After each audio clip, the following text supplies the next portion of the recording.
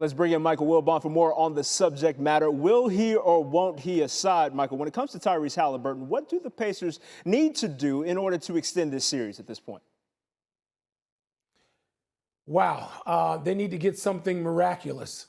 And that could come in several forms, Trevor. I mean, part of it is, can he physically play? Can he be out there and play with what normally would be a couple of week injury? He wouldn't be trying to play on this calf in normal situations or even, in a big regular season game. It just wouldn't happen. But when I say miraculous, there are things that have happened and very few and far between. I'm thinking back, if you're of a certain age, Trevor, I am and you're not, to the 1988 NBA Finals with the Detroit Pistons involved, Detroit Pistons and Lakers, when Isaiah Thomas played on an ankle that was so busted and swollen, nobody thought he could get a shoe on it. And he wound up having like a 25-point quarter and a 6-steal game in a Game 6 on the road in Los Angeles in the old Fabulous Forum. And yet, the further away we're removed from that kind of performance, the more miraculous I think it is.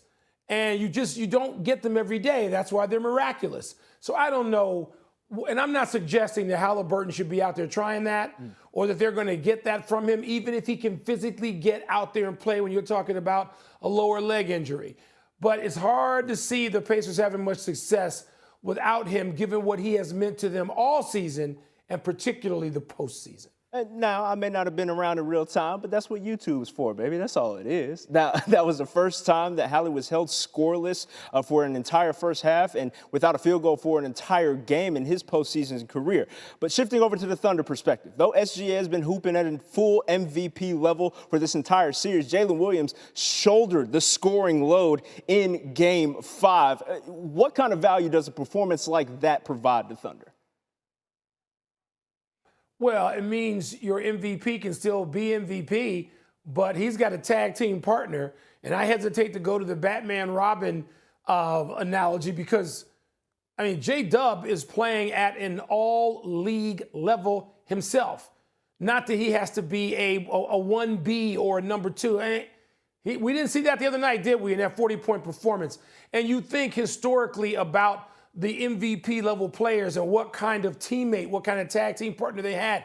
I mentioned that Lakers team that was on the other side of that Isaiah Thomas performance. You think about Magic Johnson, of course, but also James Worthy.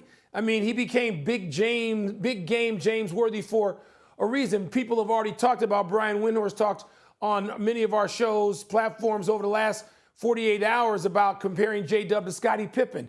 An absolutely apt analogy to me, where you get a guy who's clearly thought of as a number 2. That's the perception, but he's playing like anybody's number 1. And he makes it just incredibly difficult for any defense to load up on your MVP. So you can do that to Shai Gilgeous-Alexander at your own peril.